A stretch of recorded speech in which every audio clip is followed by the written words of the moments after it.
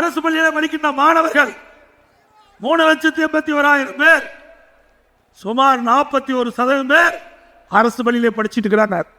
இந்த அரசு பள்ளியில் படிக்கின்ற மாணவர்கள் சாதாரண விவசாயி தொழிலாளி மகன், ஏழை தொழிலாளி மகன், விவசாயி மகன், நடுத்தர குடும்பத்தில் இருக்கிறதா அரசு பள்ளியை படிக்கிறாங்க. அந்த மாணவனுடைய கனவு மருத்துவராக வேண்டும்.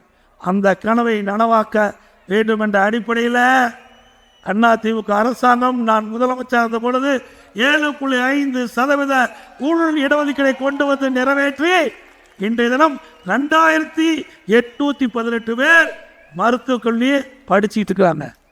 முதல் 19-20 சேர்ந்தவங்க இப்போ எம்பிபிஎஸ் படிப்பு முடிச்சு முதல் செட்டு வெளியே வந்துட்டது. இப்படி அற்புதமான திட்டத்தை கொண்டு வந்த அரசாங்கம் அதிமுக அரசாங்கம். ஏழை குடும்பத்தில் பிறந்த மாணவ மாணவி இன்னைக்கு மருத்துவக் கல்வி கிடைப்பதற்கு நடவடிக்கை எடுத்த அரசாங்கம் அதிமுக அரசாங்கம்.